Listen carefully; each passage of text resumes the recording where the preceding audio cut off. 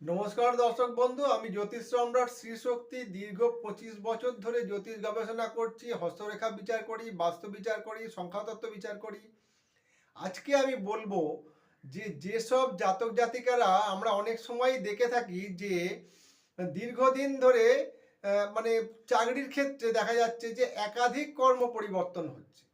এবার একটা কর্ম করছে 1 বছর 2 বছর করে আবার একটা কর্ম পরিবর্তন করছে, কোনো জায়গায় স্থিরভাবে 10-15 বছর স্থায়ীভাবে থাকতে পারছেন না।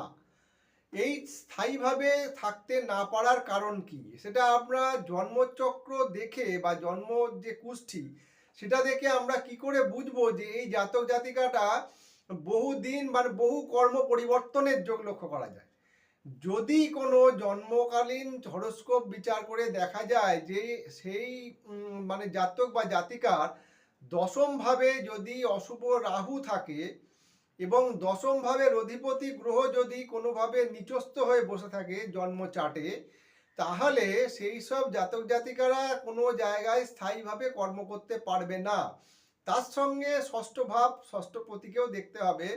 ষষ্ঠ ভাব ষষ্ঠপতি যদি অশুভ থাকে, ষষ্ঠপতি যদি অশুভ স্থানে গিয়ে বসে আছে বা ষষ্ঠ ভাবে যদি অশুভ গ্রহ বসে থাকে, তাহলে দেখা যাবে সেই সব জাতক বা জাতিকারা কিন্তু একাধিক কর্ম পরিবর্তন করবে। মানে কেউ ধরুন 2 মাস 6 মাস 1 বছর 2 বছর কর্ম করবে, কর্ম করার পরে কিন্তু আবার একটা কর্মে নিয়োজিত হবে। কাজেই তার ক্ষেত্রে দেখা যাবে যে সেই জাতক জাতিকার যেহেতু এই অশুভ গ্রহর অবস্থান রয়েছে দশম ভাবে এবং দশম ভাবের অধিপতিও অশুভভাবে রয়েছে, সেই জন্য কিন্তু সে কোনো স্থায়ীভাবে কর্ম করতে পারবে না।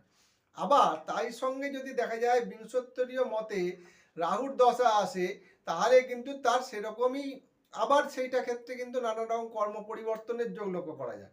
এই জন্য আমি বারবারই বলবো যে ভালোভাবে ছক বিচার করে জানতে হবে যে আপনার কি মানে স্থায়ী কর্মের যোগ আছে না অস্থায়ী কর্মের যোগ আছে। নমস্কার দর্শক বন্ধু, আপনারা সবাই সুস্থ থাকবেন, ভালো থাকবেন।